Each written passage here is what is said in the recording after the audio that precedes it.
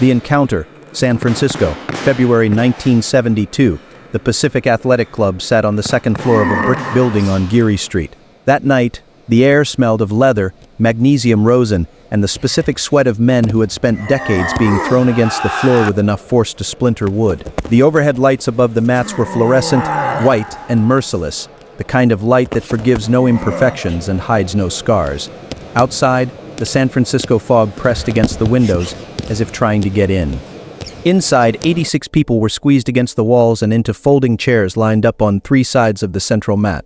Journalists, instructors, and athletes of half a dozen different styles. Some wore kimonos, others t-shirts and trousers, all staring at the center of the hall with the focused attention of those who know they are about to see something they will never forget. No one knew exactly what it would be yet, but the name whispered from mouth to mouth for the last 2 hours was the same: Viktor Alexei Sorokin.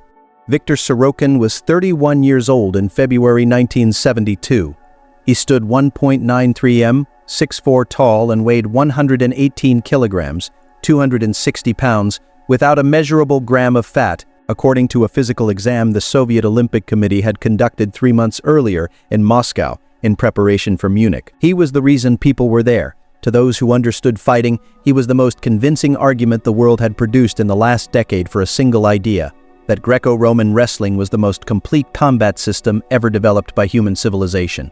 The power of physics. Sorokin had won the European Greco-Roman Wrestling Championship in 1967, 1971. He had won 6 international competitions, undefeated in 3 different countries, against opponents averaging 105 kilograms. He had completed his mandatory military service in the Red Army as a hand-to-hand combat instructor, not as a student, but as an instructor at age 18. What made Sorokin unique wasn't just his extraordinary strength, but the speed with which he moved 118 kilograms of trained muscle. In films of the 1969 and 1971 competitions, referees documented an average submission time of 6.5 seconds after the first locking contact. For reference, the average human reaction time to a visual stimulus is 0.25 seconds. Sorokin didn't give enough time for reaction to exist.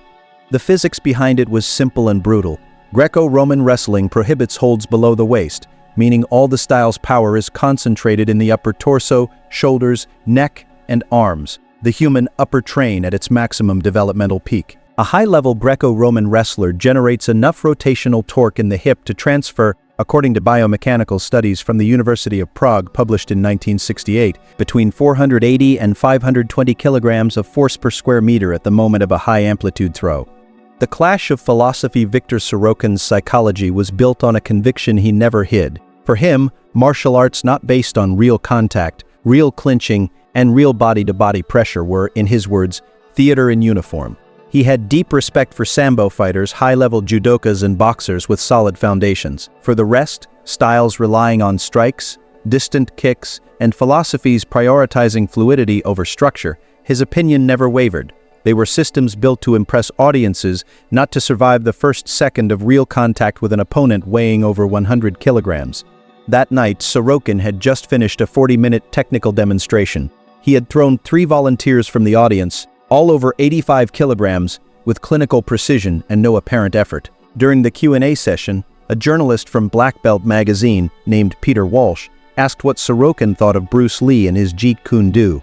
Sorokin listened to the translation, remained silent for 3 seconds, and then replied, "Jeet Kune Do is not a fighting system. It is a cheap philosophy with the name of a system. A 63-kilogram man who builds a martial art on the idea that philosophy replaces structure does not understand the nature of real combat. Real combat is weight against weight, pressure against pressure. Philosophy cannot withstand 118 kilograms in motion. When the first contact happens, nothing will be left but physics." The little man enters the room went quiet in a different way. Bruce Lee was outside. He had arrived 40 minutes earlier as an observer. He wasn't on the program. He wore black pants, a gray long-sleeved shirt, and white sneakers. 140 pounds, 63 kilograms. Recognizing Bruce Lee in that room meant one thing: knowing the massive size difference. 118 kilograms against 63 kilograms, 1.93 m against 1.72 m. The weight difference was 55 kilograms, essentially the weight of an average adult woman. Sorokin weighed as much as Bruce Lee plus an extra adult woman. When Bruce entered, Someone in the audience laughed, not out of malice, but genuine incredulity. Bruce Lee walked to the mat and stopped 3 meters from Sorokin. "May I ask something?" Bruce said calmly. Sorokin nodded. "You said philosophy cannot withstand physics, but all physics begins with a premise, and a wrong premise produces a wrong conclusion. Do you want to discuss or demonstrate?" Bruce looked at the mat. Demonstrating is more honest. 7 seconds. The two moved to the center. Sorokin took the classic Greco-Roman stance, knees slightly bent, weight distributed, arms open for the clinch. He knew that once he established the clinch, the issue would no longer be technical, it would be structural. 63 kilograms cannot sustain the pressure of 118 kilograms once leverage is established. Sorokin took the first step forward. Bruce Lee did not retreat. Sorokin took the second step. They were less than 2 meters apart. Bruce didn't move. What happened next was described by witnesses as a blur. Sorokin lunged to close the clinch with his full weight in motion and found the void. It wasn't a retreat or a standard dodge. It was a deflection of angle, a hip rotation of approximately 32 degrees on a left foot pivot, executed at the exact moment Sorokin's weight had committed to the forward lunge. Physics is simple. When 118 kilograms in motion meets resistance, it stops. When it meets the void, it continues. Sorokin continued just long enough for his balance point to be lost. He leaned forward about 15 degrees.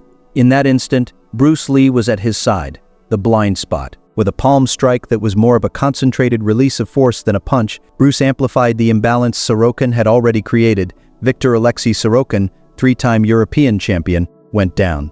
He hit the mat face forward, unable to break his fall because his nervous system hadn't even registered there was a problem yet.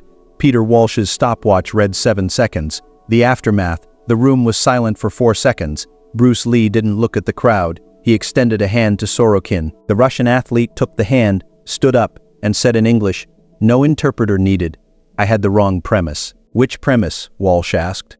"That philosophy is not physics."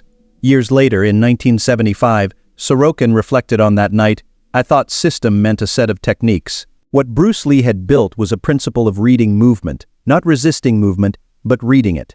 I advanced with 118 kilograms towards 63, and he didn't try to be a wall. He became an angle. You cannot fight an angle. You can only recognize it after you have already fallen.